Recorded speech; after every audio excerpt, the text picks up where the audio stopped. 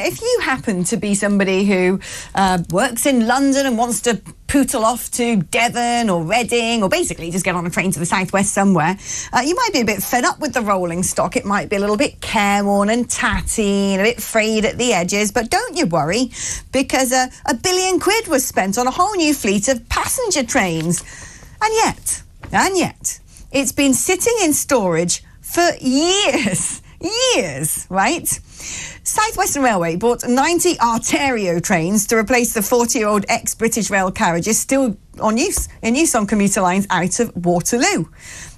The trains have one of the largest windscreens of any modern UK train, but ASLEF say that they're not going to drive those trains because they don't like the size of the windscreen wipers. They're too big, apparently.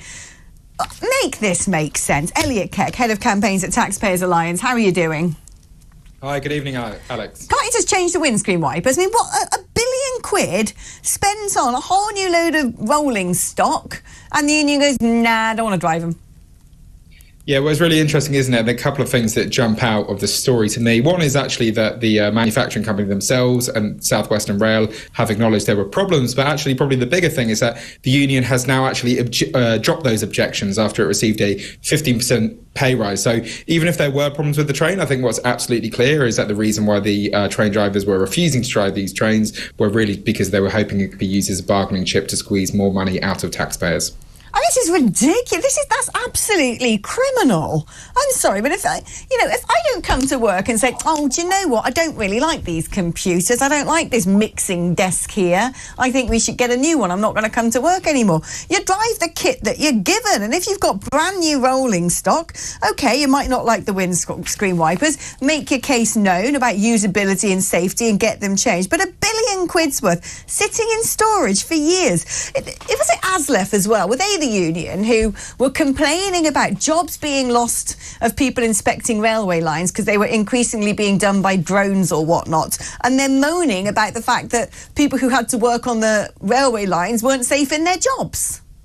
Yeah, and listen, there's a reason why public sector productivity hasn't increased for 25 years. There's a reason why the railways are in a difficult situation, and it's because, unfortunately, the railway workers and the unions are so obstinate. Every single time there's even a minor suggestion to modernise their practices, whether it's a 24-hour night tube, whether it's ending the need for guards on platforms, whether it's closing some ticket offices now that so many people use the app, every single time there's any proposal to modify and modernise the railways, they scream bloody murder and they go on strike, and then they cause misery, of course, for commuters, taxpayers and the country every single time. While I've got you, Elliot, I read a story earlier that civil service men and women currently working at the ONS, which I believe is in Newport, I might be wrong, but I have a feeling the Office for National Statistics is in Newport, are planning to go on strike because they've been asked to go to work 2 days a week.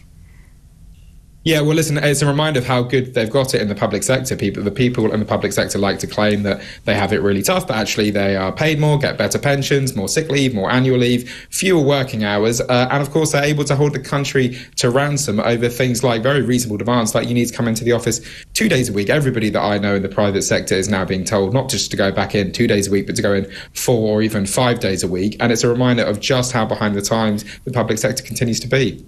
How did we all get so warped and brainwashed that people didn't want to go to work anymore, speak to their colleagues, leave their houses, socialise like human beings? I don't understand it. This all set in during COVID, but we've been on a sort of a runaway train to hell with this stuff ever since.